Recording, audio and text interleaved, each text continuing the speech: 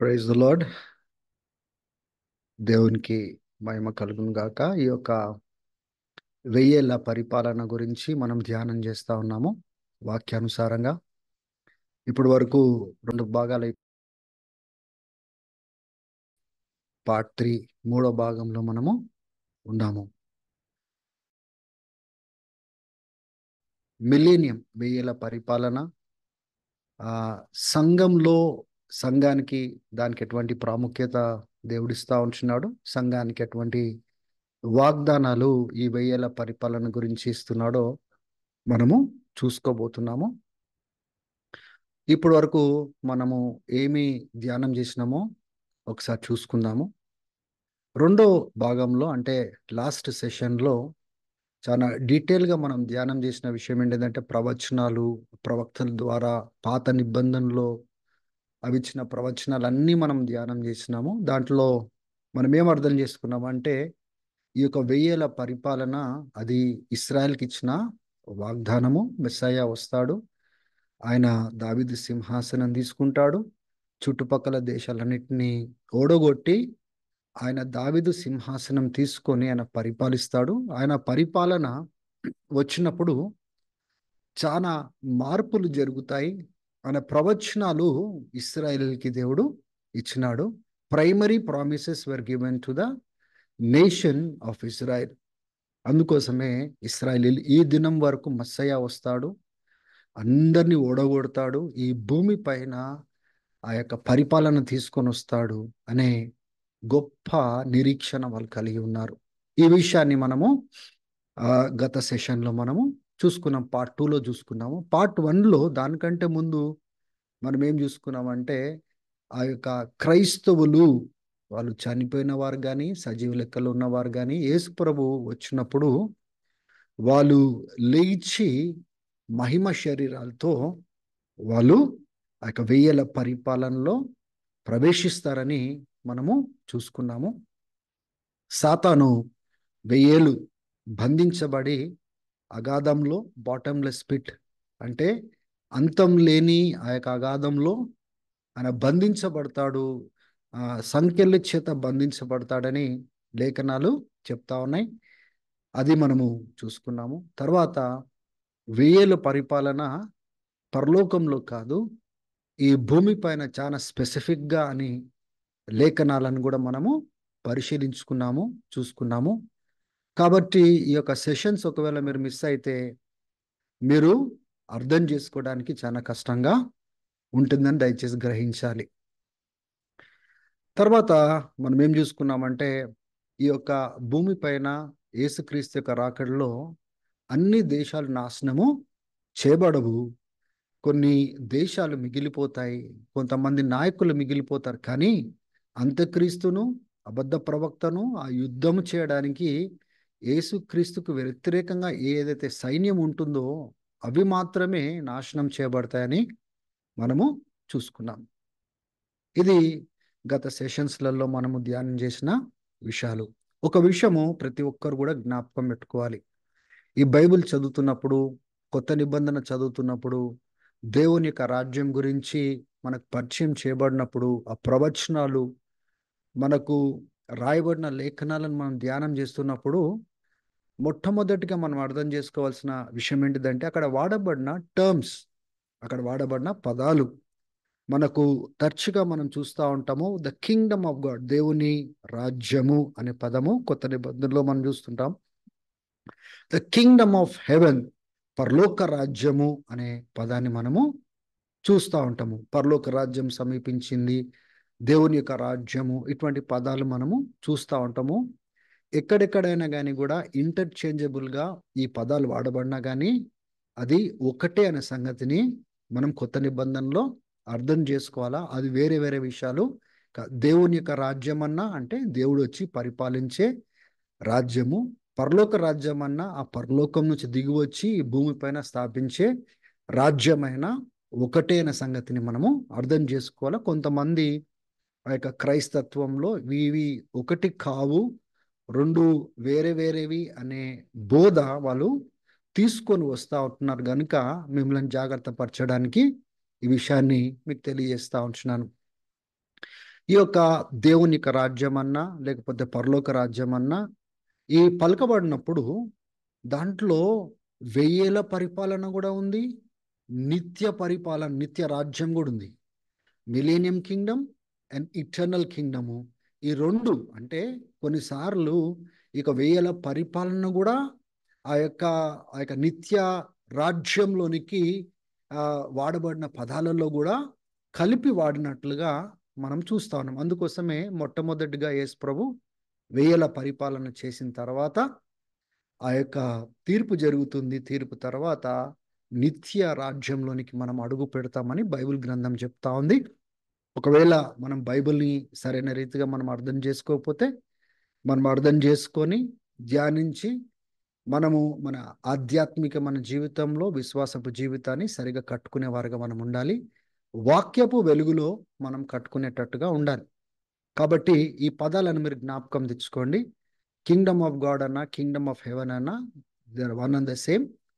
తర్వాత దేవుని యొక్క రాజ్యము అనే పదము దాంట్లో వెయ్యేల రాజ్యం ఉంది, నిత్య రాజ్యం అనే అంశం కూడా ఉంది. గనుక మనము అర్థం చేసుకునేటట్టుగా మనము ఉండాలి. ఇప్పుడు ఈ యొక్క వెయ్యేల పరిపాలన కొత్త నిబంధనలో క్రైస్తవులకు ఎలా వర్తిస్తుంది, క్రైస్తవుల యొక్క ఆలోచన విధానములలో అంటే బైబిల్ ప్రకారము కొత్త నిబంధన ప్రకారము ఏ రీతిగా మనం అర్థం చేసుకోవచ్చు అనే విషయాన్ని మనము చూసుకోబోతున్నాం. ఫస్ట్ ఏమో మనము ప్రకటన గ్రంథం పార్ట్ 1లో ప్రకటన గ్రంథం 20వ అధ్యాయాన్ని ఆ అవుట్లైన్స్ చూసుకున్నాము. పార్ట్ 2లో మనము ఇశ్రాయేలీలకి ఎలా ఆ యొక్క వాగ్దానాలు ఇవ్వబడ్డాయి, ఆ వాగ్దానాలు మనం చూసుకున్నాము. మూడోది ఇప్పుడు మనం ఎలా చూసుకుంటున్నామంటే ఈ ఇశ్రాయేల్కి ఇచ్చిన వాగ్దానంలో రక్షించుకున్న సంఘాన్ని, అన్యులను ఏ రీతిగా దేవుడు ఆధిక్యత ఇస్తున్నాడు, ఆయన పరిపాలనలో మనం పాలు పొందడానికి మనము ఆ విషయాలు కూడా మనము చూసుకోబోతున్నాము. మరలా చెప్తున్నాను, ప్రైమరీగా దేవుడు ఇచ్చిన ప్రామిసెస్ ఇజ్రాయెల్కి ఇచ్చినాడు. మనము క్రైస్తవులము, అన్యులు నుంచి, అన్యత్వం నుంచి మనం రక్షించబడిన మనము, తిరిగి జన్మించిన మనము, ఆయనతో కూడా మనం పరిపాలించబోతున్నాం అన్న సంగతిని మనము అర్థం చేసుకోవాలి. ఒకసారి కొరింథీయులకు రాసిన పత్రిక 15వ అధ్యాయము 22వ వచనం నుంచి 26వ వచనం వరకు ఈ యొక్క వాక్య భాగాలను ఒకసారి మనము చూసుకుందాం. ఇక్కడ అపోస్తులైన పౌలు 15వ అధ్యాయంలో మాట్లాడుతున్న అంశము పునరుద్ధానానికి సంబంధించిన అంశం మాట్లాడుతూ ఎక్స్ప్లెయిన్ చేస్తూ ఈ విషయాలు మాట్లాడినాడు. కొందరు కొరింథీ సంఘంలో ఎటువంటి అభిప్రాయం కలిగి ఉన్నారంటే కొన్ని ఆలోచనలు వచ్చినాయి. అసలు మృతుల పునరుద్ధానం ఉంటుందా లేదా, ఆ మృతుల పునరుద్ధానము జరుగుతుందా లేదా అనే ఆలోచన కలిగితే పౌలు ఆ పునరుద్ధానానికి సంబంధించిన మాటలు ఆయన వివరిస్తూ క్రీస్తు ఏ రీతిగా అయితే లేపబడ్డాడో, ఏ రీతిగా ప్రథమ ఫలంగా లేపబడ్డాడో, తర్వాత మనం కూడా ఎలా అటువంటి మహిమ శరీరాలతో, పాడుగాని శరీరాలతో, క్షయము కాని ఆ శరీరాలతో ఎట్లా మనము లేపబడతామో, మహిమ శరీరాలతో లేపబడతామో వివరిస్తూ, ఎందుకంటే వారి యొక్క విశ్వాసాన్ని కట్టవలసిన అవసరత ఎంతగానో ఉంది. ఒకవేళ మృతుల పునరుద్ధానం లేదని క్రైస్తవులు నమ్మేసినారు అనుకోండి, అప్పుడు యేసుప్రభు కూడా పునరుద్ధానుడు కాలేదు అని నమ్మాల్సి వస్తుంది. అయితే క్రీస్తే లేకపోతే దేవుని బిడ్డలారా మనకు కూడా మృతుల పునరుద్ధానం అనేది లేదనే సిద్ధాంతం వస్తుంది. కనుక పౌలు చాలా సమయం తీసుకొని ఈ విషయాలను బోధిస్తున్నట్లుగా మనము చూస్తా ఉన్నాం. 22వ వచనం చూడండి. ఆదాములో అందరూ ఏ రీతిగా అయితే మనం ఆధ్యాత్మికంగా చనిపోయినామో అదే రీతిగా క్రీస్తు ద్వారా ప్రతి ఒక్కరూ బ్రతికించబడతా ఉన్నారు ఆధ్యాత్మికంగా. క్రీస్తు వచ్చినప్పుడు అంటే చూడండి, క్రీస్తు జ్యేష్ఠుడుగా లేకపోతే ప్రథమ ఫలంగా లేపబడ్డాడు. అదే మాదిరిగా ఆయన వచ్చినప్పుడు మనము కూడా మన వరుసలో మనం కూడా లేపబడతాము. దాని తర్వాత అంతం వస్తుంది. ఎప్పుడు అంతం వస్తుందో కింద రాస్తున్నాడు. ఈ విషయాలు కొద్దిగా జాగ్రత్తగా మీరు అర్థం చేసుకోవాలి. పైన వాటిని కింద వాటిని కలిపి మనం చదవకూడదు. పైన ఆయన రాకడలో మనం మహిమ శరీరాలతో ఎత్తబడతామని చెప్తున్నాడు. కింద అంతము ఎప్పుడు వస్తుందో చెప్తున్నాడు. 24వ వచనంలో ఎప్పుడైతే ఆ తండ్రికి ఆ రాజ్యాన్ని అప్పగించి ఈ భూమి పైన ప్రతి పరిపాలన, అధికారం, శక్తిని నాశనం చేసి ఆయన శత్రువుల పైన ఆయన ఏలిన తర్వాత, పాదపీఠము చేసిన తర్వాత, అంటే 1000 ఏళ్ల పరిపాలన చేసిన తర్వాత చివరి మరణము ఓడించిన తర్వాత అప్పుడు అంతమొస్తుంది అనే విషయాన్ని అక్కడ పౌలు ప్రస్తావిస్తా ఉన్నాడు. కాబట్టి ఎవరు కూడా తొందరపడి దాన్ని వేరే రకంగా అర్థం చేసుకోవడానికి ప్రయత్నము చేయకూడదు. ఇదే మనము ప్రాపర్గా అర్థం చేసుకోవాలి అంటే చూడండి, క్రీస్తు వచ్చినప్పుడు ప్రతి ఒక్కరూ మహిమ శరీరాలతో లేపబడతారు, పునరుద్ధానపు శరీరాలతో లేపబడతారు అని పౌలు అక్కడ చెప్తా ఉంటున్నాడు. తర్వాత అంతం వస్తుంది అంటున్నాడు కదా, కింద పాయింట్స్లలో అంతం ఎప్పుడు వస్తుంది అంటున్నాడు? ఆయన ప్రతి పరిపాలన, అధికారము, శక్తిని నాశనం చేసినాక అంతం వస్తుంది. శత్రువును తన పాదపీఠము చేసి ఆయన పరిపాలించిన తర్వాత అది ఎప్పుడు జరుగుతుందంటే 1000 ఏళ్ల పరిపాలనలో జరుగుతుంది. తర్వాత అంతం వస్తుంది. చూడండి దాని యొక్క కనెక్షన్ ఎట్లా అర్థం చేసుకోవాలో పౌలు ఎలా చెప్తున్నాడో దాన్ని అర్థం చేసుకోవడానికి ప్రయత్నం చేయాలి. తర్వాత ఆయన శత్రువుని పాదపీఠము చేసిన తర్వాత, పరిపాలించిన తర్వాత రాజ్యాన్ని తండ్రికి ఆయన అప్పగించాలి. 1000 ఏళ్ళు ఆయన ఏలాల. తర్వాత చివరి శత్రువును ఓడించాలా. దేవుని బిడ్డలారా, యేసుక్రీస్తు వచ్చినప్పుడు మరణం ఓడించబడింది కదా అన్న ఆలోచన ప్రతి ఒక్కరికి రావచ్చు. మరణము కేవలము విశ్వాసుల జీవితంలో ఓడించబడింది. వాళ్ళు క్రీస్తు రాకడలో మహిమ శరీరాలతో ఎత్తబడ్డారు. కానీ ఈ యొక్క అవిశ్వాసులు, లోకంలో మిగిలిపోయిన ఈ నేషన్స్లో ఉన్న ప్రజలు నార్మల్గానే బ్రతుకుతున్నారు, నార్మల్గా చనిపోతున్నారు. ఇంకా సంపూర్తిగా మరణము, నాశనము చేయబడలేదు. అది 1000 ఏళ్ల పరిపాలన తర్వాత మరణము సంపూర్ణంగా అది నాశనం చేయబడతా ఉంది. దాని తర్వాత దేవుడు ఆ యొక్క గొప్ప తీర్పును తీరవబోతా ఉంటున్నాడని లేఖనాలు మనము చూస్తా ఉన్నాం. అంటే ఈ 1000 ఏళ్ల తర్వాతనే పూర్తిగా మరణము సంపూర్తిగా ఓడించబడుతుంది అనే సంగతిని మనం అర్థం చేసుకోవాలి. కానీ దాని యొక్క ప్రతిఫలము క్రీస్తు రాకడలో ఆ మరణం పైన జయము, మహిమ శరీరాలతో మనం ముందుగానే దేవుడు మనకి ఇచ్చేస్తా ఉన్నాడు. ఎంత గొప్పటి ధన్యత దేవుడు మనకు ఇస్తున్నాడో ఒకసారి మనము ఆలోచన చేయవలసిన అవసరం మనకుంది. దేవుని స్తుతించవలసిన అవసరం మనకుంది. దేవుడు ఆ గొప్ప ఆధిక్యత మనకిచ్చినాడు. కాబట్టి దీన్ని ఈ యొక్క ప్యాసేజ్ని ఎట్లా మనం అర్థం చేసుకో చూడండి. ఇక్కడ ఈ యొక్క కొరింథీయులకు రాస్తూ కూడా ఈ యొక్క విషయాలను చాలా స్పష్టంగా ఆయన ప్రస్తావించినట్లుగా మనము చూస్తా ఉన్నాము. పైనేమో ఇవన్నీ విషయాలు మాట్లాడుతూ ఉన్నాడు. తర్వాత ఈ యొక్క 9వ మొదటి కొరింథీ 6వ అధ్యాయము 9 నుంచి 11 వరకు చూసినట్లయితే ఏమంటా ఉన్నాడు? మీకు తెలియదా దేవుని రాజ్యాన్ని స్వతంత్రించుకునేవారు ఎవరు అనే సంగతి మీకు తెలియదా?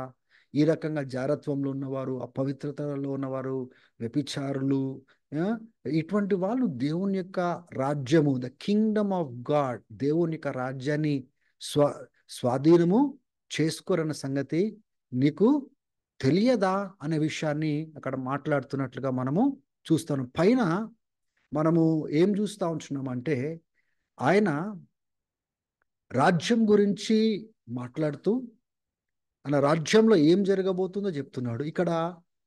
ఇక్కడ ఏం చూస్తున్నామంటే ఆయన రాజ్యంలో ఎవరుంటారు, ఎవరుండరో అదే కొరింథీయులకు రాస్తూ ఆ విషయాలను అక్కడ ప్రస్తావించినట్లుగా మనము చూస్తా ఉన్నాము. The coming Kingdom of God, దేవుని యొక్క రాజ్యంలో ఎవరు ప్రవేశిస్తారు, ఎవరు ప్రవేశించరు. కింద కూడా మీరు చూడండి 11వ వచనంలో, మీరు కూడా ఒకప్పుడు ఇటువంటి వారే, కానీ మీరు కడగబడ్డారు, పవిత్రపరచబడ్డారు,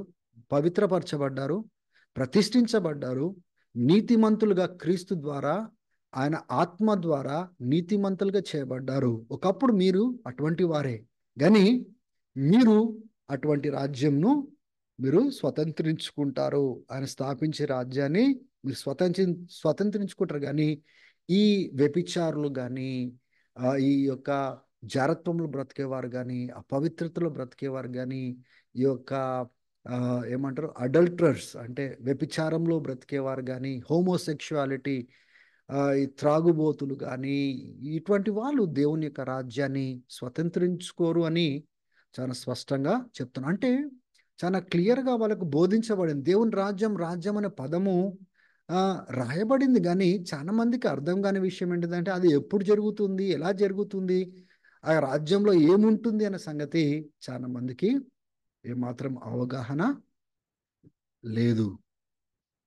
తర్వాత మీరు చూడండి, ఇంతకుముందు మనము కొరింథీయులకు రాసిన పత్రిక 15వ అధ్యాయంలో క్రీస్తు వచ్చినప్పుడు శత్రువును పాదపీఠము చేసి, తర్వాత దేశంలన్నిటిని ఓడించిన తర్వాత ఆ రాజ్యాన్ని ఆహ్, ఆ యొక్క పరిశుద్ధులకు ఇచ్చి, ఆ పరిపాలన ఉన్నట్లుగా మనం చూస్తున్నాం గదా! అదే విషయాలు దానియేలు గ్రంథంలో గూడా ఆ సిమిలారిటీస్ మనము చూస్తాం. చూడండి ఆ వెయ్యేళ్ళ పరిపాలన గురించి దానియేలు గ్రంథము 7వ అధ్యాయము 21వ వచనం నుంచి 22వ వచనం వరకు అక్కడ మృగాల గురించి మాట్లాడుతూ, ఆ యొక్క నాలుగో మృగము తర్వాత ఆ యొక్క కొమ్ము గురించి మాట్లాడుతున్నాడు. ఆ కొమ్ము ఎవరు అంటే మనం గతంలో చూసుకున్నాము. ఆ కొమ్ము అంత్యక్రీస్తు. చివర్లో ఆయన ప్రత్యక్షం అవుతాడు. ఆ కొమ్ము పరిశుద్ధులకు వ్యతిరేకంగా యుద్ధము చేసి గెలుస్తాడు అని మనం చూస్తా ఉన్నాము. ఎప్పటి వరకు గెలుస్తాడంటే ఈ యొక్క వృద్ధుడైన ఆ అంటే ఆ దర్శనంలో ఆ రీతిగా తండ్రి అయిన దేవుడు కనబడతా ఉన్నాడు. ఆయన పరిశుద్ధులకు పరిశుద్ధుల పక్షంన అంటే దేవుని బిడ్డల పక్షంన న్యాయము ఎప్పుడైతే చేస్తాడో అప్పుడు అంటే ఆ యొక్క జడ్జిమెంటు ఆ యొక్క యాంటీ క్రైస్ట్ పైన ఆయన యొక్క తీర్పు తీరుస్తాడో అప్పుడు పరిశుద్ధులు రాజ్యాన్ని స్వతంత్రించుకుంటారు అని చాలా స్పష్టంగా కరెక్ట్‌గా అక్కడ రాయబడి ఉంది. దేవుని బిడ్డలారా ఇక్కడ చూడండి ఎంత స్పష్టంగా రాయబడి ఉందో మీరు చూడండి. రాజ్యాన్ని స్వతంత్రించుకుంటారని చెప్తున్నాడు గదా! ఆ రాజ్యము ఎక్కడుంటుంది? ఎప్పుడుంటుంది? అది భూమి పైన ఉంటుందా? లేకపోతే ఆకాశంలో ఉంటుందా? అది ఏ రాజ్యం గురించి మాట్లాడుతున్నాడు? 26వ వచనం నుంచి 27వ వచనం అదే అధ్యాయం చూడండి. అక్కడ తీర్పు కోసము ఆ కోర్ట్ రూమ్ అంటే దేవుని యొక్క సన్నిధిలో న్యాయము తీర్పు జరిగే సమయం వచ్చింది. సింహాసనాలు ఏయబడ్డాయని అక్కడ లేఖనాలు చూస్తున్నాము. అప్పుడు ఆయన యొక్క పరిపాలన ముగించబడింది. అంత్యక్రీస్తు యొక్క పరిపాలన ముగించబడి, లాక్కోబడింది, నాశనం చేయబడి, అంతము చేయబడినట్లుగా 26వ వచనంలో చూస్తా ఉన్నాము. తర్వాత 27వ వచనం చూడండి. తర్వాత అప్పుడు రాజ్యము, పరిపాలన, మహిమ ఈ భూమి పైన ఎన్ని రాజ్యాలైతే ఉన్నాయో అంటే ఆకాశము కింద మీరు గమనించండి ఇక్కడ పరలోకము ఆకాశం కింద అంటే భూమి పైన ఎన్ని రాజ్యాలు ఎన్ని దేశాలు ఉన్నాయో అవన్నీ కూడా పరిశుద్ధులకు ఇవ్వబడినవి. మహోన్నతుడైన దేవుని యొక్క బిడ్డలకు అది ఇవ్వబడినవి. తర్వాత ఏమని రాయబడింది? అండ్ హిస్ కింగ్డమ్ అంటే యేసు ప్రభు గురించి మాట్లాడుతున్నాడు. యేసు ప్రభు ఆయన రావడం ద్వారా అంత్యక్రీస్తు నాశనం చేయడం ద్వారా తర్వాత రాజ్యము ఈ పరలోకం కింద ఈ భూమి పైన ఉన్న ఎన్ని కింగ్డమ్స్ ఉన్నాయో ఎన్ని నేషన్స్ ఉన్నాయో అవన్నీ కూడా పరిశుద్ధులకు ఇవ్వబడినట్లుగా మహోన్నతుని బిడ్డలకు ఇవ్వబడినట్లుగా ఆ పరిపాలనకు అంతం లేదు, శాశ్వతమైన పరిపాలన. అప్పుడు ఏమని రాయబడింది? And all dominions shall serve and obey him అంటే ఈ భూమి పైన ఎన్ని రాజ్యాలు ఉన్నాయో ఎన్ని పరిపాలనలు ఉన్నాయో అవన్నీ కూడా వాళ్ళందరూ కూడా ఆయనకు నమస్కరిస్తారు, క్రీస్తుకు నమస్కరిస్తారు, క్రీస్తుకు లోబడతారు. ఈ భూమి పైన ఉంటుందని చాలా స్పష్టంగా దానియేలు గ్రంథంలో 7వ అధ్యాయంలో 26వ వచనం నుంచి 27వ వచనం వరకు మనం చూస్తా ఉన్నాం. ఎంత క్లియర్‌గా చూడండి. అదే విషయాలు పౌలు ఆ యొక్క కొరింథీయులకు రాస్తూ అంటున్నాడు. శత్రువును పాదపీఠము చేసి, అన్ని పరిపాలనను నాశనం చేసి, అన్నిటిపైన ఏలిన తర్వాత అప్పుడు రాజ్యాన్ని తండ్రి చేతికి అప్పగిస్తాడు. ఆ తీర్పు కోసమని లేఖనాలు చెప్తా ఉన్నాయి. ఇంకా 18వ వచనం అంటే కొద్దిగా ముందుకు వెళ్ళినట్లయితే ఈ వచనం కూడా రాయబడి ఉంది. పరిశుద్ధులకు మహోన్నతుని యొక్క బిడ్డలకు రాజ్యం ఇవ్వబడుతుంది. ఆ రాజ్యము యుగయుగములు ఉంటుంది అనే సంగతి గమనించండి. యుగయుగములు ఉంటుందంటే ప్రారంభం ఎప్పుడవుతుంది? యేసుప్రభు రాకడతో ప్రారంభమవుతుంది. 1000 ఏళ్ళు ఉంటుంది. 1000 ఏళ్ళ తర్వాత యుగ యుగములు ఉంటుంది.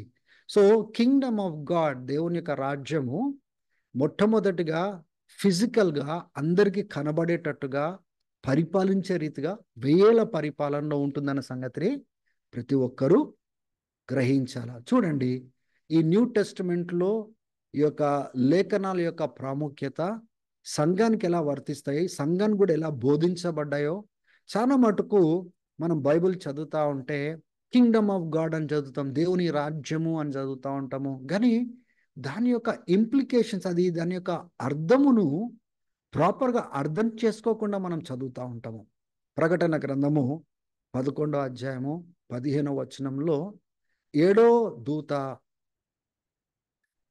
ఆ బూర ఊదినప్పుడు ఏం జరుగుతా ఉందంటే అక్కడ పరలోకంలో గొప్ప శబ్దం జరుగుతా ఉంది. అక్కడ పరలోకంలో ఏమని వాళ్ళు చెప్తా ఉన్నారు, ఏమని ప్రకటిస్తా ఉన్నారు? ఈ యొక్క భూమి పైనున్న రాజ్యాలన్నీ కూడా ఇప్పుడు క్రీస్తు యొక్క రాజ్యాలుగా మార్చబడ్డాయి. క్రీస్తు యొక్క అధికారంలోనికి వచ్చేసినాయి ఈ భూమి పైన. ఇప్పుడు ఆయన ఆ యొక్క పరిపాలిస్తాడు. He shall reign for ever and ever. చూస్తున్నారా? మన బైబిల్ గ్రంథంలో మనకు తెలుసు 7 బూరలు, 7వ బూర ఊదినప్పుడు క్రీస్తు యొక్క రాకడ జరుగుతుందని. క్రీస్తు వచ్చి ఈ రాజ్యాలన్నిటినీ ఆయన రాజ్యంగా మార్చి ఆయన 1000 ఏళ్ళు పరిపాలిస్తాడని చెప్పిన మాటలు చాలా స్పష్టంగా ఇక్కడ కూడా మనకు కనబడతా ఉన్నాయి. The kingdom of the world, kingdoms of the world అంటే రాజ్యాలు, ఈ భూమిపైన ఎన్ని రాజ్యాలు ఉన్నాయో అవన్నీ they have become the kingdoms of our Lord and of Christ. ఆ యొక్క ప్రభు యొక్క, క్రీస్తు యొక్క రాజ్యాలుగా మార్చబడి ఇప్పుడు ఆయన పరిపాలిస్తాడు. అది రాకడలో జరుగుతుంది అన్న సంగతిని మనం అర్థం చేసుకోవాలి. ఆయన రాజ్యము ఈ భూమి పైన స్థాపించబడుతుంది. చూడండి, మన కొత్త నిబంధనలో లూకా రాసిన సువార్త 1వ అధ్యాయము 32వ వచనం నుంచి 33వ వచనం వరకు చూడండి. అక్కడ కాంటెక్స్ట్ ఏంటిదంటే, దేవుని యొక్క దూత మరియమ్మకు ప్రత్యక్షమై వార్తనిస్తా ఉన్నాడు. దేవుని యొక్క శక్తి నీ పైకి వస్తుంది, పరిశుద్ధాత్ముడు నీ పైకి వస్తాడు, నువ్వు గర్భం ధారిస్తావు, ఆయన ఎవరో కాదు, మహోన్నతుడైన దేవుడు, దేవుని కుమారుడు అని చెప్తూ ఆ యొక్క అనౌన్స్మెంట్ అంటే ఒక మెసేజ్ని మరియమ్మకి ఇస్తా ఉంటున్నాడు. చూడండి 32వ వచనం, 33వ వచనము. ఆయన గొప్ప వ్యక్తిగా ఉంటాడు, ఆయన మహోన్నతుని దేవుని కుమారుడు.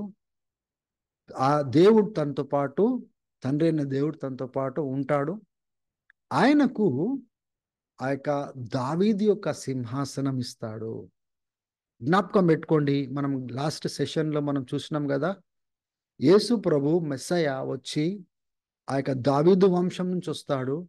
ఆ దావీదు యొక్క ఇచ్చిన వాగ్దానాలు, ఆ యొక్క దావీదు సింహాసనం మీద కూర్చొని యెరూషలేము నుంచి ఆయన పరిపాలిస్తాడు అనే మాట మనము గత ప్రవచనాలలో మనం చూసుకున్నాము.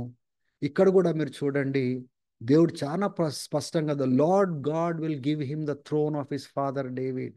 దావీదు సింహాసనము తనకిస్తాడు. అంటే ఎవరు తీసుకుంటారు ఆ సింహాసనము? అంటే యేసు ప్రభుకు పరలోకంలో సింహాసనం లేదా? ఉంది. కానీ ఈ యొక్క ప్రవచనాలు దేనికి సంబంధించినవి అంటే, ఈ భూమి పైన ఆ యెరూషలేముకు సంబంధించింది, ఇశ్రాయేల్‌కి సంబంధించింది. ఇశ్రాయేలు ఆ యొక్క మెస్సయ కోసం ఎదురు చూస్తా ఉన్నారు. ఆయన వచ్చి ఆ దావీదు సింహాసనం తీసుకొని యెరూషలేము పైన పరిపాలించి భూదిగంతములు అన్నీ కూడా, ఆ రాజ్యాలన్నీ కూడా ఆయన రాజ్యముగా ఆయన మార్చబోతున్నాడన్న ప్రవచనము నెరవేర్చబడుతుందని నిరీక్షణతో ఎదురు చూస్తా ఉన్నారు. కాబట్టి ఈ ప్రవచనము చూడండి, మరియమ్మకి ఇచ్చిన ప్రవచనము, అనౌన్స్మెంట్, ఆ మెసేజ్ చూడండి. తర్వాత and he will reign over the house of Jacob for ever. ఆ యాకోబు యొక్క సంతతిని అంటే ఇశ్రాయేలీల్ని ఆయన యుగ యుగములు ఏల్తాడు. ఆయన రాజ్యానికి అంతం లేదు. ఆ యొక్క ఇశ్రాయేలీల్ మధ్యలో ఒక ఇశ్రాయేలీల్ రాళ్ళకి ఇచ్చిన సందేశం చూడండి. ఇజ్రాయెల్ మధ్యలో ఇశ్రాయేలీయులకి ఇచ్చిన ఆ సందేశము, ఆ స్త్రీకి ఇచ్చిన సందేశం, ఆ తల్లికి ఇచ్చిన సందేశం, ఇగో మెస్సయ్య ఈయననే, దేవుని కుమారుడు ఈయననే, దావీదు సింహాసనం తీసుకునేవాడు ఈయననే, ఆయన రాజ్యానికి అంతం లేదు, ఆయన ఇశ్రాయేలీయుల పైన ఆయన ఏల్తాడు అనే ప్రవచనము. ఆయన రాజ్యముకు అంతము లేదు. ఒకవైపున ప్రవచనాలన్నీ ఇజ్రాయెల్ వైపున కనబడతా ఉన్నాయి. గాని ఆ యొక్క ప్రవచనాల యొక్క నెరవేర్పులో పాలు పొందే ధన్యత క్రైస్తవులకును, రక్షించబడిన వారికి అందరికీ దేవుడు అనుగ్రహిస్తున్నట్లుగా మనము చూస్తా ఉన్నాం. చూడండి, శిష్యులతో కూడా మాట్లాడుతూ ఈ యొక్క మాటలను చాలా స్పష్టంగా 1000 పరిపాలన గురించి మనము ఇవన్నీ ధ్యానం చేయము. ఇవన్నీ మన కళ్ళ ముందే ఉన్నాయి. న్యూ టెస్ట్‌మెంట్‌లోనే ఉన్నాయి గానీ, మనము ధ్యానించకపోవడము, అటువంటి అవగాహనలో రాకపోవడానికి కారణమైన సంగతి మనము అర్థం చేసుకోవాలి. ఇక్కడ సందర్భం ఏంటిదంటే, ఒక యవ్వనస్తుడైన ధనవంతుడు యేసు ప్రభు అంటే మత్తయి సువార్త 19వ అధ్యాయము 28వ వచనం నుంచి 29వ వచనం ఇక్కడ డిస్‌ప్లేలో ఉంది గానీ, సందర్భం చెప్తా ఉంటున్నాను. అక్కడొక ధనవంతుడైన యవ్వనస్తుడొచ్చి నిత్య జీవం నేను పొందుకోవాలంటే ఏం చేయాలని అడుగుతున్నాడు. అయితే యేసుప్రభు అంటాడు, మంచి బోధకుడా అనే పదం వాడతాడు. అయితే నువ్వు మంచి బోధకుడని ఎందుకు అంటున్నావు అని అడుగుతాడు. దేవుని తప్ప ఎవరు మంచోడు కాదు గదా అని మాట్లాడతాడు. సరే, ఇప్పుడు నేను రాజ్యం పొందుకోవాలంటే నేను ఏం చేయాలి అంటే, దేవుని యొక్క ఆజ్ఞలను నెరవేర్చు అంటే, నేను చిన్నతనం నుంచే దేవుని ఆజ్ఞలను నేను నెరవేరుస్తా ఉన్నాను అని చెప్తాడు. తర్వాత ఆ ధనవంతుడు ఏమంటాడంటే, ఇంకా నాలో ఏమి కొదువైంది, ఏం తక్కువ అయింది అనేసి ఆ ప్రశ్న అడిగినప్పుడు యేసు ప్రభు ఆయన గ్రహిస్తాడు, ఈయన బాగా ధనవంతుడు అని గ్రహించి, నీలో ఒక్కటి తక్కువైంది, నీ ధనమంతా నువ్వు సంపాదించిందంతా బీదలకు ఇచ్చేసి నన్ను వెంబడించు, నువ్వు నిత్య జీవం పొందుకుంటావు అంటే, తను చాలా బాధతో ఇబ్బంది కలిగి ఆయన అది వదులుకోలేక క్రీస్తుని వదులుకున్నాడు కానీ ధనాన్ని వదులుకోలేకపోయినాడు. అప్పుడు యేసుప్రభు ఒక మాట ఏమంటాడంటే, ఎంత కష్టము ధనం కలిగిన వారు దేవుని రాజ్యంలో ప్రవేశించడము ఎంత కష్టము అనే మాట మాట్లాడినప్పుడు ఈ 27వ వచనంలో అప్పుడు ఇమ్మీడియట్‌గా పేతురు అంటాడు, మేము అన్నీ వదిలిపెట్టి వచ్చినాము, అయితే మాకేముంటుంది దేవుని రాజ్యంలో అంటే, ఆ యొక్క ఏ రాజ్యమైతే మెస్సయ స్థాపించబోతున్నాడు 1000 రాజ్యంలో మాకేం కాబోతుంది, మాకేం దొరుకుతుంది, మాకేం మిగులుతుంది, మాకేమిస్తామని అడుగుతున్నాడు. ఒకసారి ఆలోచన చేయండి, ఆ ప్రశ్నను ఒకసారి ఆలోచన చేయండి. అటువంటి ప్రశ్న శిష్యులలో ఒక వ్యక్తి అడిగినాడు అంటే, వాళ్ళు వచ్చే రాజ్యం కోసం ఎటువంటి ఆలోచన వాళ్ళు కలిగి ఉన్నారో ఒకసారి చూడండి. అందుకోసమే యేసుప్రభు చనిపోయి తిరిగి లేచిన తర్వాత శిష్యులు ఇప్పటికైనా ఇశ్రాయేల్ చేతికి, అపోస్తల కార్యం 1వ అధ్యాయంలో ఆల్రెడీ మనం చూసుకున్నాము, ఇప్పుడైనా ఇజ్రాయెల్ చేతికి నువ్వు ఇవ్వబోతున్నావా? అప్పుడు కూడా అంటే పునరుద్ధానుడు అయిన తర్వాత కూడా అదే ఆలోచన కలిగి ఉన్నారు. ఇప్పటికైనా ఇజ్రాయెల్ చేతికి రాజ్యాన్ని అప్పగిస్తావా లేదా అని అడుగుతా ఉన్నారు వాళ్ళు. కానీ యేసుప్రభు ఏం చెప్పినాడంటే, మీరు వెళ్ళి సర్వలోకానికి వెళ్ళి మీరు సువార్తను ప్రకటించండి. అది తండ్రి ఆధీనంలోనే, సమయము కాలం అంతా తండ్రి ఆధీనంలోనే, తొందరపడకండి మీరు. మీరు ఎల్లైతే ఫస్ట్ ప్రకటించండి అంటే, ఆయన రెండో రాకడలో ఆయన ఏదైతే స్థాపించబోతున్నాడో ఆ నిరీక్షణ వాళ్ళకి ఇచ్చినాడు తప్ప కొట్టేయలేదు. ఇక్కడ చూడండి, పేతురు అడుగుతా ఉన్నాడు, అయితే మేము అన్నీ వదిలిపెట్టుకొని నిన్ను వెంబడించినాం కదా, అయితే మా కోసం ఏముంది, what then will we have, మాకేం కలుగుతుంది? 28వ వచనంలో యేసు ప్రభు ఈ రీతిగా వాళ్ళకి చెప్పినాడు, truly I say to you, నిశ్చయంగా నేను మీతో చెప్తున్నాను, at the renewal of all things, అన్నిటినీ నూతన పరిచే దినములో, ఎప్పుడైతే మనుష్య కుమారుడు తన సింహాసనం పైన కూర్చుంటాడో, మీరందరూ నన్ను వెంబడించినారు కదా, మీరు కూడా నాతో పాటు నేను కూడా సింహాసనంలో కూర్చుంటాను, అన్నిటినీ నేను భూమిపైన నూతన పరుస్తాను నేను, అప్పుడు మీరు కూడా 12 సింహాసనాల పైన కూర్చొని ఈ యొక్క ఇశ్రాయేలీయుల్ని మీరు తీర్పు తీరుస్తారు. 29వ వచనంలో అంటున్నాడు, మీ గృహాలు మీరు విడిచిపెట్టి వచ్చినారు కదా, మీ ఇంటి వారిని, సహోదరులను, తల్లిని, తండ్రిని, భార్యను, మీ యొక్క పిల్లలను, మీ యొక్క పొలాలను నా నామమును బట్టి నన్ను బట్టి మీరు అన్నీ వదిలిపెట్టి వచ్చినారు కదా, కానీ మీరు 100 రేట్లు మీరు పొందుకుంటారు. ఈ నిరీక్షణ 100 రేట్లు ఎక్కడ ఇస్తాడంట? వేల పరిపాలనలో ఈ సింహాసనం మీద కూర్చున్నప్పుడు వీళ్ళకి అధికారం ఇవ్వడమే కాదు, వాళ్ళు ఎంత ప్రయాసపడ్డారో, ఎంత త్యాగం చేసుకున్నారో, ఎంత వదులుకున్నారో, ఎంత కష్టపడ్డారో, ఎంత శ్రమించినారో, ఎంత హింస అనుభవించినారో, ఏవేవి పోగొట్టుకున్నారో, అది 100 రేట్లు ఇస్తా అన్నాడు. దాంతో కూడా తర్వాత నిత్య జీవం ఇస్తా అని చెప్తున్నాడు. They will inherit eternal life. చాలా స్పష్టంగా మనకు కనబడట్లేదా? జీసస్ యొక్క రాకడలో ఆయన సింహాసనం మీద మహిమతో వచ్చినప్పుడు, దూతలతో వచ్చినప్పుడు, పరిశుద్ధులతో వచ్చినప్పుడు, మత్తయి సువార్తలో మనం చూస్తాము, ఆయన ఆయన సింహాసనం పైన ఆయన కూర్చున్నప్పుడు, ఏ సింహాసనంతోనైతే ఆ సింహాసనం పైన కూర్చొని ఆయన పరిపాలించబోతున్నాడో, ఇక్కడ చూడండి, ఈ 12 మంది శిష్యులకు కూడా ఆధిక్యత ఇస్తున్నాడు. ఇజ్రాయెల్ పైన వాళ్ళు వాళ్ళు వాళ్ళు వాళ్ళు పరిపాలించేటట్టుగా, తీర్పు తీర్చేటట్టుగా, 12 సింహాసనాల పైన కూర్చొని 12 గోత్రాలను వాళ్ళు జడ్జి చేసేటట్టుగా, తీర్పు తీర్చేటట్టుగా దేవుడు ఆధిక్యత ఇస్తున్నాడు. దేవుని బిడ్డలారా, దేవుని యొక్క రాజ్యము 1000 రాజ్యము, దాని తర్వాత నిత్య రాజ్యము దేవుడు మనకు వాగ్దానం చేసినాడు. ఈ 1000 రాజ్యంలో దేవుడు సమస్తమును నూతన at the renewal of all things, అన్నిటిని నూతన పరిచే సమయము రాబోతా ఉంది అని వాగ్దానము చేసినాడు. చూడండి, ఇక్కడ కూడా స్పష్టంగా ఈ 1000 పరిపాలన గురించి ప్రస్తావించినట్లుగా, వాగ్దానం చేసినట్లుగా, ఎలా దీవించబోతున్నాడో ఆ విషయాలు కూడా మాట్లాడినట్లుగా మనం చూస్తా ఉన్నాం. లూకా సువార్త 22 అధ్యాయము 24 వచనం నుంచి 30 వచనం వరకు చూసుకున్నట్లయితే సందర్భం ఏంటిదంటే, ఈ ఈ దేవుని యొక్క రాజ్యం రాబోతా ఉంది. ఆయన భూమిపైన రాజ్యాన్ని స్థాపించబోతున్నాడు. కాబట్టి ఈ 12 మందిని ఎన్నుకున్నాడు కదా దేవుడు. వాళ్ళ మధ్యలో ఒక పెద్ద డిస్కషన్ జరుగుతా ఉంది. అంటే దేవుని రాజ్యము ఈ భూమిపైన స్థాపించబోతున్నది కదా, ఇశ్రాయేల్కి అప్పగించబోతున్నాడు కదా, మమ్మల్ని ఎన్నుకున్నాడు కదా, అన్ని దేశాలను ఓడించబోతున్నాడు కదా. అయితే దీంట్లో గొప్ప స్థానం ఎవరు పొందుకుంటారు? ఎవరు, who is the greatest among all, మనలో గొప్పవాడు ఎవరు అనే ఆలోచన, కొట్లాట వాళ్ళ మధ్యలో డిస్కషన్ వచ్చినట్లుగా మనం 24 వచనంలో మనం చూస్తా ఉన్నాం. కానీ 26 వచనంలో, మీలో గొప్పవాడుగా దేవుని రాజ్యంలో, అంటే యేసుక్రీస్తు ఏ రాజ్యం అయితే స్థాపించబోతున్నాడో భూమిపైన, గొప్పవాడు ఎవరైతే కావాలంటే వాళ్ళు దాసులు అయి ఉండాలా, వాళ్ళు చాలా తగ్గించుకొని చిన్నవాడు కావాలి, ఇతరులకు ఉపచారం చేసేవారుగా, సర్వ్ చేసేవారుగా ఉండాలి. వాళ్ళు రాబోయే రాజ్యంలో గొప్పవారుగా ఉంటారు అని చెప్తాను. దేవుని బిడ్డలారా, నేర్చుకుందాము. మీ స్థితి, నా స్థితి ఈ భూమిపైన ఏం త్యాగం చేస్తున్నామో, ఎంత శ్రమిస్తున్నామో, ఎంత మనం కష్టపడుతున్నామో, ఎంత వదులుకుంటున్నామో, క్రీస్తుని బట్టి, క్రీస్తు రాజ్యం బట్టి ఆ యొక్క 1000లలో నీకు ఇచ్చే ప్రతిఫలము దానిపైన ఆధారపడి ఉంటుంది.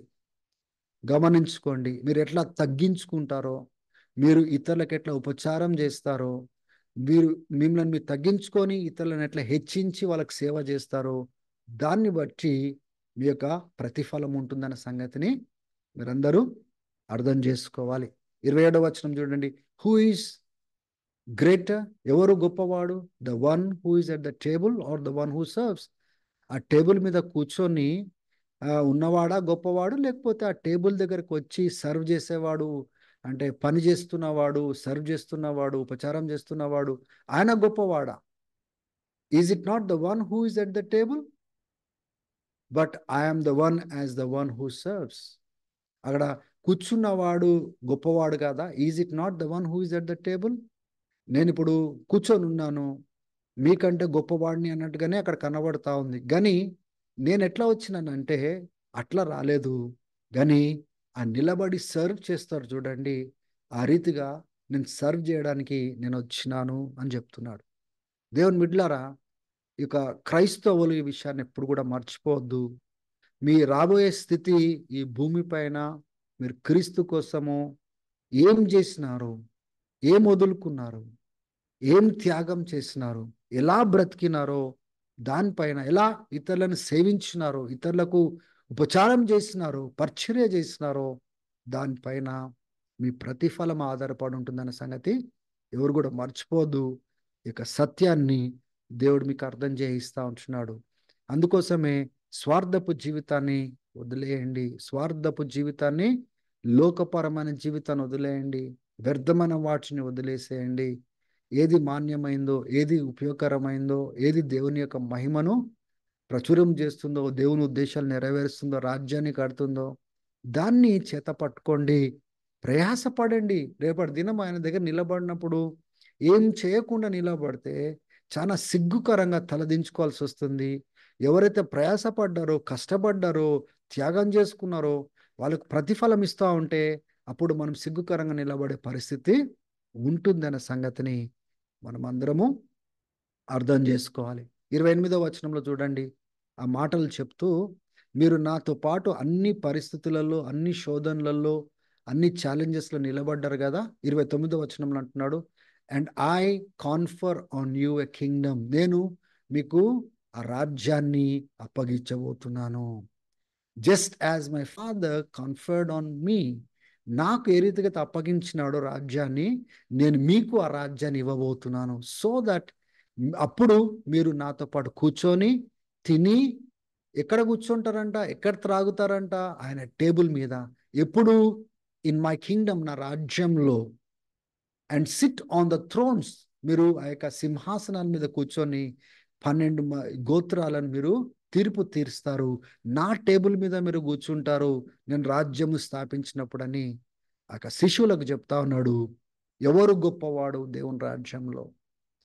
ఆ దేవుడు రాజ్యం స్థాపించినప్పుడు ఆయనతో పాటు మనము టేబుల్ మీద కూర్చుంటామని అక్కడ, అంటే ఎస్పెషల్లీ ఆ శిష్యుల కాంటెక్స్లో చెప్తూ 12 మందికి చెప్తూ, ఆ 12 మంది ఇస్రాయేలీని ఏ రీతిగా అయితే జడ్జ్ చేస్తారో, ఆ ట్రైబ్స్ని జడ్జ్ చేస్తారో ఆ విషయాన్ని అక్కడ సంబోధిస్తున్నాడు. It is towards the future.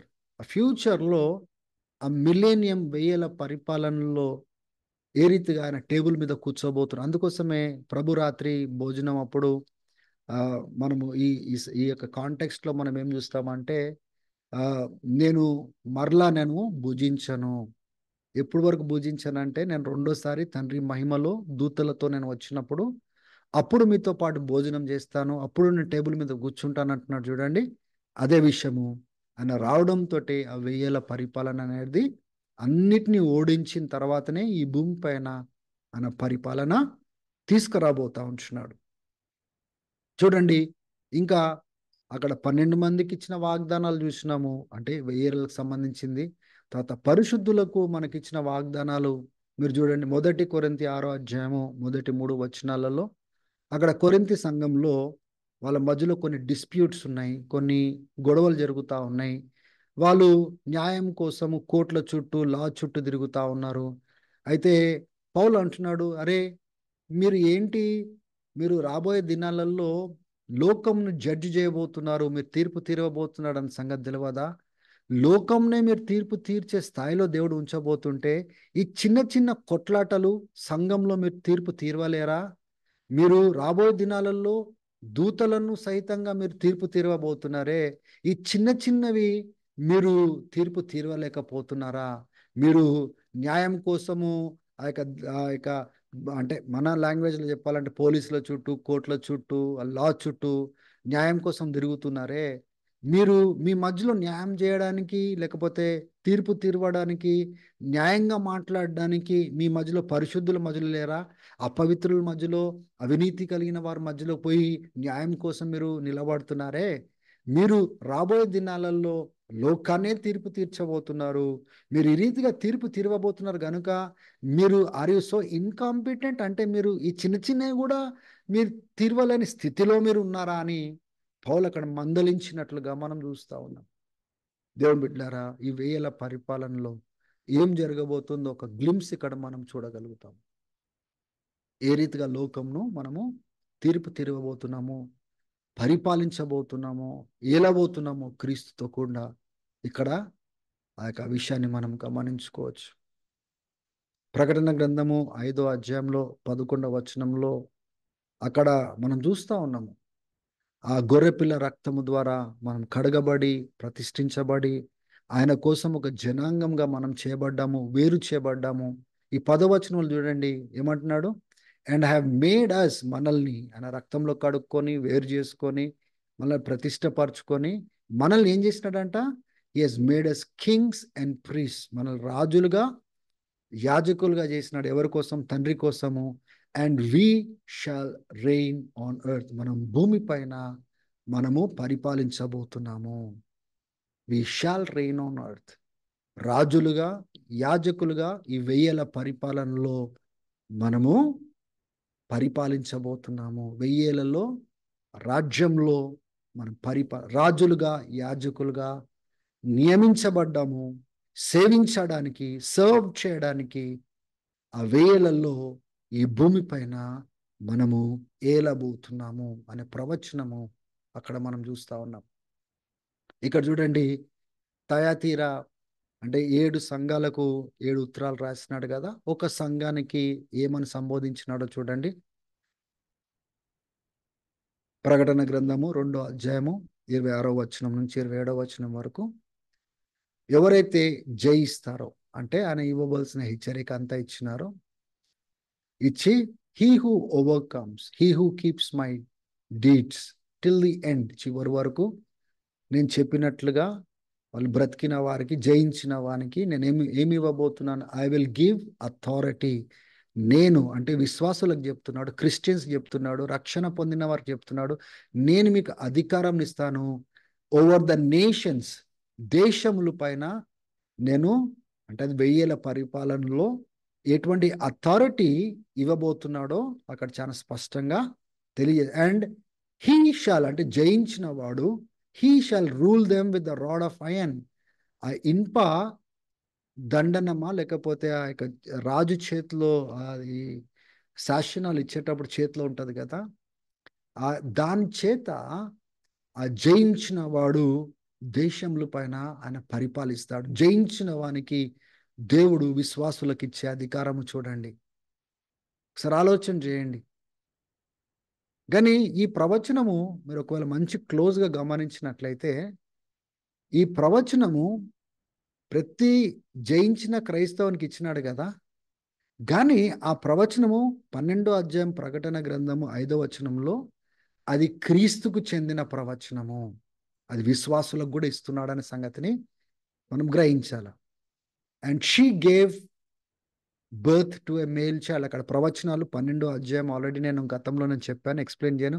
She అంటే ఇజ్రాయెల్ దేశానికి సంబోధిస్తూ ఒక స్త్రీగా సంబోధించబడింది. తను ఒక మగ శిశువుని జన్మమిచ్చినట్లుగా ఆ ఇజ్రాయెల్ నుంచే ఆ యొక్క యేసుక్రీస్తు పుట్టినట్లుగా, the one who is going to rule all the nations with iron rod, rod of iron. ఆయన మొత్తం అంటే క్రీస్తు గురించిన ప్రవచనం గురించి ఇక్కడ మాట్లాడుతూ ఉన్నాడు. ఆయన దేశముల పైన ఆయన పరిపాలించబోతున్నాడు with the rod of iron. ఆ యొక్క ఇనుప దండం చేత ఆయన పరిపాలించబోతా ఉంటున్నాడు. బట్ హర్ చైల్డ్ అంటే క్రీస్తు was caught up to God and to his throne. అంటే చనిపోయి తిరిగి లేసి పునరుద్ధానుడై తన సింహాసనం వైపున మరలా వెళ్ళి కూర్చున్నట్లుగా మనం చూస్తా ఉన్నాం. కానీ ఈ ప్రవచనము రాబోయే అంటే ఇనుప దండనము చేత, లేకపోతే దండం చేత దేశాలను, నేషన్స్ని ఆయన రూల్ చేయబోతున్నాడు అధికారంతోని. అది ఆయనకు చెందిన ప్రవచనము. కానీ జయించిన ప్రతి విశ్వాసికి అటువంటి అధికారము దేశముల పైన ఆయన ఇవ్వబోతున్నాడు. ఆయన రాకడలో, ఆయన 1000 పరిపాలనలో ఇవ్వబోతున్నాడు అన్న సంగతి చాలా స్పష్టంగా ఇక్కడ తెలియజేస్తా ఉన్నాడు. Over the nations.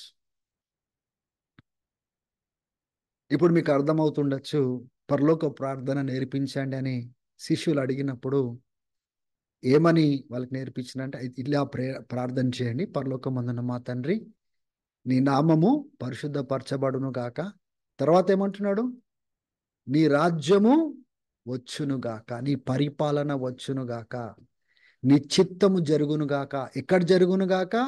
భూమి పైన జరుగునుగాక. నీ రాజ్యం భూమి పైకి వచ్చునుగాక, నీ చిత్తం భూమి పైన జరుగునుగాక. పరలోకంలో ఉన్నట్లుగా ఈ భూమి పైన నీ రాజ్యం వచ్చును గాక అని పలుకుతా ఉన్నాడు. నేర్పించినాడు ప్రార్థన. ఈ రకంగా ప్రార్థన చేయండి. ఒకసారి ఆలోచన చేయండి. ఏ రాజ్యం అయితే ఆయన భూమి పైన స్థాపించబోతున్నాడో, అందరి దృష్టిలో ఆ రాజ్యం కనబడబోతుందో, ఆయన సింహాసనం మీద కూర్చోబోతున్నాడో, అది కూర్చోక ముందే, పరిపాలించక ముందే తన శిష్యులకు, సంఘానికి, విశ్వాసులకు ఈ రకంగా ప్రార్థన చేయండి. నీ రాజ్యం వచ్చునుగాక అని ప్రార్థన చేయండి. ఆయన చేయక ముందే, ఆయన కూర్చోక ముందే, ఆయన చిత్తం నెరవేర్చక ముందే, ఈ భూమి పైన స్థాపించక ముందే ఈ రీతిగా ప్రార్థన చేయండి అని విశ్వాసులకు నేర్పించినాడు. పరలోకంలో ఆయన చిత్తం ఉన్నట్లుగా భూమి పైన ఆయన చిత్తము, తన రాజ్యం వచ్చునుగాక. భూమి పైన ఆయన రాజ్యం వచ్చునుగాక. ఇప్పుడు మీకు అర్థమవుతుందా ఏ రాజ్యం గురించి మాట్లాడుతున్నాడు, ఏ పరిపాలన గురించి మాట్లాడుతున్నాడు? మత్తయి సువార్త 9వ అధ్యాయము 35వ వచనంలో కూడా యేసు ప్రభు ఆ యొక్క పట్టణాలు, విలేజెస్ చుట్టూ తిరుగుతూ, ఆ సమాజ మందిరంలో వెళ్తూ ఏమని ప్రకటించినాడు? ఈ proclaim the gospel of the Kingdom. ఆయన రాబోయే రాజ్యం గురించి ప్రకటించి, రోగులను బాగు చేసి, బాధించబడుతున్న వారిని స్వస్థపరిచినట్లుగా చూస్తున్నాం. రాబోయే రాజ్యం గురించి ప్రకటించినాడు. దేవుని బిడ్డలారా, కన్ఫ్యూజ్ కాకండి. యేసు ప్రభు కొన్ని ప్రవచన రీతిగా, లేకపోతే ఈ రీతిగా ఆయన చెప్పినాడు. ఏంటిది? నేను దేవుని ఆత్మతో దయ్యములు వెళ్ళగొట్టినట్లయితే దేవుని రాజ్యము నిశ్చయంగా మీ మధ్యలో వచ్చి ఉన్నది అని సెలవిచ్చినాడు. దేవుని బిడ్డలారా, అంటే దాని అర్థం ఏంటిదంటే, దేవుడు పరిపాలించడం స్టార్ట్ చేసినాడు, కానీ దాని సంపూర్తి ఎప్పుడు జరుగుతుందంటే, ఆ రాజ్యంలో అడుగుపెట్టేది ఎప్పుడు అంటే ఆయన రెండోసారి వచ్చినప్పుడు, రెండో రాకడలో జరుగుతుంది. గనుక ఈ రాజ్యం గురించి ప్రకటన ప్రతి దగ్గర చేయండి. సమయం వచ్చేసింది, కాలం దగ్గరకు వచ్చేసింది. మీరు జాన్ ద బ్యాప్టిస్ట్ కూడా మీరు చూడండి, బాప్తిజం ఇచ్చి యోహాను, మారు మనసు పొందండి, ఆ రాజ్యం దగ్గరకు వచ్చేసింది అంటే, ఏ రాజ్యం కోసం అయితే ఈ భూమి పైన స్థాపించబడే టైము గురించి వాళ్ళు ఎదురు చూస్తూ ఉన్నారు, అది దగ్గరకు వచ్చేసింది, మారు మనసు పొందండి, ఇప్పటికైనా సిద్ధపడండి అని బాప్తిజం ఇచ్చి యోహాన్ పలికిన మాటలు అదే. యేసు ప్రభు నోట్లో ఫస్ట్ వచ్చిన మాటలు ఏంటంటే, repent for the kingdom of the lord is near, దగ్గరకు వచ్చేసింది, రెడీగా అండి అని అనౌన్స్మెంట్ చేసినట్లుగా చూస్తున్నాము. ఈ అనౌన్స్మెంట్ యేసుప్రభే కాదు, యేసుప్రభుతో పాటు వెళ్ళిన శిష్యులకు కూడా అదే చెప్పినాడు. మీరు కూడా వెళ్ళి అందరినీ అలర్ట్ చేయండి, టైం దగ్గరకు వచ్చేసింది. లూకా సువార్త 9వ అధ్యాయము మొదటి 2 వచనాలు. 12 మందిని పిలిచి అధికారం ఇచ్చినాడు, శక్తిని ఇచ్చినాడు, దయ్యాల పైన ఇచ్చినాడు, రోగముల పైన ఇచ్చినాడు. వెళ్ళి ఏమని ప్రకటించమన్నాడు? Proclaim the kingdom of God. దేవుని రాజ్యం వచ్చింది, దగ్గరలో ఉంది, ప్రకటించండి, స్వస్థపరచండి అని చెప్పినాడు. లూకా సువార్త 13వ అధ్యాయము 28వ వచనం నుంచి 29వ వచనం వరకు అక్కడ ఏమని రాయబడి ఉంది చూడండి. అక్కడ ఎవరైతే తృణీకరించబడతారో, ఎవరైతే సిద్ధపాటు లేకుండా ఉంటారో, వాళ్ళు ఎటువంటి స్థానంలో వేయబడతారంటే, పళ్ళు కొరుకుట, అక్కడ ఏడుపు తప్ప ఉండదు. కానీ ఆ అబ్రహాము, ఇసాకు, యాకోబు ప్రవక్తలు దేవుని రాజ్యంలో ఏ రీతిగా అయితే ఆయన కూర్చొని ఉంటారో, మిగతా వాళ్ళందరూ త్రోసివేయబడతారో, ఆ రీతిగా ప్రజలంట తూర్పు నుంచి, పడమర నుంచి, ఉత్తరం నుంచి, దక్షిణం నుంచి వచ్చి ఆ టేబుల్ మీద దేవుని రాజ్యపు క్రీస్తు వచ్చినప్పుడు ఆ టేబుల్ మీద అన్నిటినీ నూతన పరుస్తాడు కదా, అందరితో కలిసి కూర్చొని భోజనం చేస్తాడు కదా, ఆ రాజ్యంలో కూర్చుంటారంట అందరూ. తూర్పు నుంచి, పడమర నుంచి. ఇది పరలోకంలో కాదండి, ఈ తూర్పు, పడమర, ఉత్తర, దక్షిణం భూమి మీద ఎవరైతే ఆ యొక్క దేవుని బిడ్డలు ప్రభుని అంగీకరించినారో వారందరూ కూడా ఆ యొక్క టేబుల్ పైన కూర్చొని ఉంటారని చక్కని వాగ్దానం దేవుడు చేస్తా ఉన్నాడు. వెయ్యేల పరిపాలన గురించి హెబ్రీలకు రాసిన పత్రిక 12వ అధ్యాయం 28వ వచనంలో కూడా దేవుడు మనకు కథలని ఆ రాజ్యం ఇవ్వబోతున్నాడు. గనుక మనం ఎలా ఆరాధించాలి, ఎటువంటి భయముతో, భక్తితో మనం ఆయనను ఆరాధించాలి, ఏ రీతిగా మనం దేవుడు అంగీకరించేటట్టుగా రాబోయే దినాలలో దేవుడు గొప్ప రాజ్యం, కదల్చని రాజ్యం, అన్ని కదిలిపోతాయి కానీ ఆయన స్థాపించే రాజ్యం కదిలిపోదు గనుక మనం ఎలా ఉండాలి అనే ఆ విషయాన్ని అక్కడ ప్రస్తావిస్తా ఉన్నాడు. సో ఇప్పటి వరకు మనము ఎన్నో వాగ్దానాలు, ఇంకా చాలా వాక్యాలు ఉన్నాయి న్యూ టెస్టిమెంట్లో. ఎక్కడ చూసినా parables, the kingdom of God is like that. దేవుని యొక్క రాజ్యం, పరలోక రాజ్యం ఎలాగ ఉంది అని. అంటే ఏ రాజ్యం అయితే ఆయన భూమిపైన స్థాపించబోతున్నాడో, ఏ రాజ్యం అయితే ఆ 1000 ఏళ్ళ తర్వాత నిత్యత్వంలోనికి కంటిన్యూ కాబోతుందో, ఆ రాజ్యంలో ప్రవేశించే ఆ యొక్క సన్నివేశాలు కానీ ఎలా సిద్ధపడాలో, దాని యొక్క ప్రాముఖ్యతను నేర్పిస్తూ, అది ఎంత ముఖ్యమైందో, వాటి కోసం ఏవేవి వదులుకోవాలో ఎంతో స్పష్టంగా ఆ పరలోక రాజ్యం యొక్క మర్మాలను శిష్యులతో కూర్చున్నప్పుడు బోధించుకుంటా, దేవుని రాజ్యం ఇలాగుంటుంది, దేవుని రాజ్యం అలాగుంటుంది. మీరు ఇప్పుడు కొత్త నిబంధన మీరు చదివిన తర్వాత మీ యొక్క పర్స్పెక్టివ్ అంతా మారిపోతుంది. అరే, ఇది మాకు కరెక్ట్గా ఎక్స్ప్లెయిన్ చేసినారు కదా, వివరించినారు కదా, ఇప్పుడు మాకు అర్థమవుతుంది ఆ దేవుని రాజ్యం అంటే ఏంటో. ఇప్పుడు మీకు క్లియర్గా అర్థమవుతుంది. ఇప్పుడు కొత్త నిబంధన మీరంతా చదవండి. ఎక్కడెక్కడ దేవుని రాజ్యం గురించి ప్రవచించబడ్డదో, చెప్పబడ్డదో, ప్రాముఖ్యమైన విషయాలు మన ముందు తీసుకొని రాబడ్డాయో, అవన్నీ కూడా ఈ వెలుగులో మీకు అంతా చాలా స్పష్టంగా మీకు అర్థమవుతుంది. చివర్లోకి వచ్చినాము. ఫైనల్ కంక్లూజన్ ఏంటిది? ఇప్పటి వరకు మనము 3 భాగాలు చూసుకున్నాము. ఈ 3 భాగాలు ఈ మిలేనియం గురించి మనం చూసుకున్నాం కదా.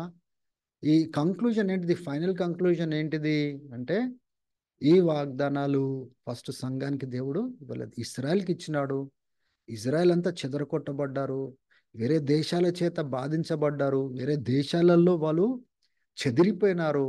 వాళ్ళని పోగు చేసి దాని తర్వాత మెస్సయా వచ్చి దేశాలన్నిటినీ ఓడించి ఈ భూమిపైన దావీదు యొక్క సింహాసనం తీసుకొని వాళ్ళని పరిపాలిస్తానని వాగ్దానం చేసింది ఇజ్రాయెల్కి, సంఘానికి కాదు. కానీ సంఘం కూడా దాంట్లో దేవుడు ఆధిక్యతనిస్తున్నాడు పరిపాలించడానికి. So the church will also partake in million reign of Christ. 1000 పరిపాలనలో సంఘం కూడా మహిమ శరీరాలతో మనము పాలు పొందబోతున్నాము. దాన్ని మొదటి పునరుద్ధానం అని మనం చూస్తాం. మొదటి పునరుద్ధానంలో పాలు పొందిన వారు ధన్యులు. దేవుని బిడ్డలారా, మొదటి పునరుద్ధానము విశ్వాసులకు సంబంధించింది, రెండో పునరుద్ధానము భక్తిహీనులకు సంబంధించింది. మొదటి పునరుద్ధానము క్రీస్తు రెండో రాకడలో 1000 కంటే ముందు ఉంటుంది. రెండో పునరుద్ధానము 1000 తర్వాత భక్తిహీనులందరూ, చనిపోయిన వాళ్ళందరూ లేచి నిలబడి సింహాసనం దగ్గర పుస్తకాలు తెరవబడతాయి. ఎవరి పేర్లైతే జీవ గ్రంథంలో ఉండవో వారందరూ నిత్యం మణుచున అగ్నిలో వేయబడతారు. అది రెండో మరణము అని చూస్తున్నాం. అది రెండో పునరుద్ధానం. గనుక మొదటి పునరుద్ధానం మిస్ అయిన వాళ్ళు జ్ఞాపకం పెట్టుకోండి, మీరు రెండో పునరుద్ధానంలో భయంకరమైన తీర్పులోనికి వస్తారనే సంగతి అర్థం చేసుకోవాలి. సిద్ధపడండి, రెండో అవకాశం ఉండదు. మత్తయి సువార్త 25వ అధ్యాయంలో కూడా మనం చూస్తాము, 5 కన్యకలు సిద్ధంగా వెళ్ళిపోయినారు, 5 మిగిలిపోయినారు. వాళ్ళు తలుపులు కొడుతున్నా కానీ మీకు సెకండ్ ఛాన్స్ ఉంది, రెండో అవకాశం ఉంది, నేను మరలా వస్తాను, మరలా నేను వాగ్దానాలు ఏం లేవు అక్కడ. అని వచ్చినాడు, తలుపులు మూయబడ్డాయి, ఫినిష్, స్టోరీ అక్కడికి ఎండ్ అయిపోయింది. దేవుని బిడ్డలారా, మొదటి పునరుద్ధానంలో పాలు పొందిన వారు ధన్యులు. క్రీస్తు రాకడలో విశ్వాసులందరూ ఎత్తబడతారు. చనిపోయిన వారు లెగుస్తారు, మొట్టమొదటిగా హతసాక్షులు లెగుస్తారు, తర్వాత సజీవ లెక్కలో ఉన్న మనం లెగుస్తాము. ఆయన ఆ సింహాసనం మీద కూర్చున్నప్పుడు ఆ యొక్క 12 మంది శిష్యుల యొక్క సింహాసనాలు వేయబడినప్పుడు మనకు కూడా దేవుడు అటువంటి ఆధిక్యత ఇవ్వబోతున్నాడు. ఆయనతో పరిపాలనలో పాలు పొందే గొప్ప ధన్యత మనకు ఇవ్వబోతున్నాడు. మొదటి పునరుద్ధానంలో పాలు పొందిన వారు ధన్యులు. అది 1000 కంటే ముందే మహిమ శరీరాలను దేవుడు మనకి ఇవ్వబోతున్నాడు. క్రీస్తు ఎటువంటి మహిమ శరీరము, ప్రథమ ఫలంగా ఫస్ట్ ఫ్రూట్స్గా లేపబడ్డాడో మనం కూడా అదే లేపబడబోతున్నామని కొరింథీయులకు రాసిన పత్రిక 15వ అధ్యాయంలో మనము చూసి ఉన్నాం. యేసుక్రీస్తు రాకడలో అంత్యక్రీస్తు, ఫాల్స్ ప్రాఫెట్ రెండో రాకడలో వాళ్ళు నాశనం చేయబడి డైరెక్ట్గా వాళ్ళు నిత్యం మండుచున్న అగ్నిగుండంలో వేయబడతారన్న సంగతి మనము చూసుకున్నాము. తర్వాత యేసుప్రభు వచ్చిన తర్వాత అంటే రాకడలో సాతాన్ని 1000 ఏళ్ళు బంధించి ఇంకా నేషన్స్ని, ఈ భూమి పైన మిగిలిపోయిన నేషన్స్ ఉన్నారు కదా, అందరు నాశనం గారు. మీరు చాలా జాగ్రత్తగా చదవాలా. మిగిలిపోయిన వారిని ఇంకా మోసం చేయకూడదని వేలు బంధించినట్లుగా, అగాధంలో బంధించినట్లుగా మనము చూసినాము. దాని తర్వాత యెరూషలేము, the mountain of the lord will be lifted up. ఆ యొక్క టెంపుల్, ఆ యొక్క జెరూసలేము ఎత్తబడుతుంది, అన్ని దేశాల కంటే పైకి ఎత్తబడుతుంది అనే ప్రవచనాలు కూడా మనము చూసినాము వేయేలలో. తర్వాత యేసు ప్రభు ఆ వెయ్యేళ్లలో ఈ భూమి పైన యెరూషలేము నుంచి ఆయన పరిపాలించబోతున్నాడు. ఆయన నామమే, వేరే నామం లేదు. ఆయన నామం తప్ప వేరే నామం లేదు. ప్రతి దేశం వాళ్ళు, చుట్టుపక్కల దేశాలందరూ కూడా సంవత్సరంకి ఒకసారి యేసు ప్రభువుని ఆరాధించడానికి వాళ్ళు యెరూషలేంకి వెళ్ళాలా. వెళ్ళకపోతే వాళ్ళ పైన తెగుళ్ళు పుడతాయి, వర్షాలు ఆపేస్తాడు, ఆ తెగులు దేవుడు తీసుకొని వస్తాడు వెయ్యేళ్లలో అని లేఖనాలు చెప్తా ఉన్నాయి. నేను చెప్పట్లేదు, చదవండి, మీకు అర్థమవుతుంది. ఆల్రెడీ మీకు చెప్పాను, చూపించాను కూడా. కానీ దేవుని బిడ్డలారా, మనము తరచుగా ప్రార్థన చేస్తూ ఉంటాం కదా, ప్రతి నాలుక ఒప్పుకోవాలా, ప్రతి మోకాలు వంగాల, ఏసే దేవుడు అనాలి అంటారు కదా. 1000 ఏళ్ళు అది చూపించబోతున్నాడు. సంపూర్తిగా ఈ మాటలు ఆ 1000 ఏళ్లలో నెరవేర్చబడబోతుంది. ప్రతి మోకాలు వంగుతాయి, ప్రతి నాలుక స్తుతిస్తుంది యేసు ప్రభు దేవుడని. అటువంటి పరిపాలనను తీసుకొని రాబోతా ఉంటున్నాడు. 1000 ఏళ్ల పరిపాలనలో మనము సంపూర్తి కావడం మనము చూస్తాం. 1000 ఏళ్ళు అయిపోయిన తర్వాత సాతాను కొంతకాలం కోసమే అగాధం నుంచి విడిపించబడతాడు. వాడు వెళ్ళి ఏ నేషన్స్ అయితే, దేశాలైతే, భూమి పైన రాజ్యాలైతే ఉన్నాయో ఆ ప్రజలను వెళ్ళి మోసం చేస్తాడు. మరలా మోసం చేసి క్రీస్తుకు, ఆ పరిశుద్ధ పట్టణానికి, యెరూషలేముకి వ్యతిరేకంగా యుద్ధం చేయడానికి తీసుకొని వస్తాడు. కానీ దేవుడు తన మహిమతో నాశనం చేసి డైరెక్ట్గా ఆ యొక్క నిత్యము మండుచున్న అగ్నిలో సాతాను వేసినట్లుగా మనము చూస్తున్నాము. దాని తర్వాతనే ఫైనల్ జడ్జ్మెంట్ అనేది ప్రకటన గ్రంథంలో చూస్తా ఉన్నాము. ఆ, చివరి తీర్పు, ఫైనల్ జడ్జ్మెంట్. ఆ మహిమ సింహాసనం మీద కూర్చొని ఆ పుస్తకాలు తెరవబడినట్లుగా ప్రకటన గ్రంథంలో 20వ అధ్యాయంలో మనం చూసినాం కదా. అప్పుడు ఈ భక్తిహీనులు, మీకు చెప్పాను కదా, యోహాను సువార్త 5వ అధ్యాయంలో రెండు పునరుద్ధానాలు ఉన్నాయి. భక్తి కలిగిన వాని పునరుద్ధానం వేరు, భక్తిహీనుడి యొక్క పునరుద్ధానం వేరు. భక్తి కలిగిన పునరుద్ధానము అది యేసుక్రీస్తు రాకడలో మనం మొదటి పునరుద్ధానంలో పాలు పొందుతాము. క్రీస్తును తృణీకరించిన వారు, క్రీస్తును వ్యతిరేకించిన వారు, క్రీస్తు విరోధంగా బ్రతికిన వారు, చెడుతనంలో బ్రతికిన వారు, రక్షణ లేని వారు, వారందరూ రెండో పునరుద్ధానం వరకు అట్లనే వాళ్ళు ఆపిపెట్టబడతారు. కానీ 1000 ఏళ్ళ తర్వాత వాళ్ళందరూ లేచి నిలబడి తీర్పు కోసం నిలబడతారు. పుస్తకాలు తెరవబడతాయి. ఎవరి పేర్లైతే జీవ గ్రంథంలో ఉండవో వాళ్ళందరూ నిత్యం మండుచున్న అగ్నిలో వేయబడతారు. దేవుని బిడ్డలారా, అప్పుడు అక్కడ ఆల్రెడీ యాంటీ క్రైస్ట్ ఉన్నాడు, ఫాల్స్ ప్రాఫిట్ ఉన్నాడు, సాతాను వేయబడ్డాడు. వీళ్ళు కూడా అదే స్థలంలో వేయబడతారు. ఇది రెండో మరణము.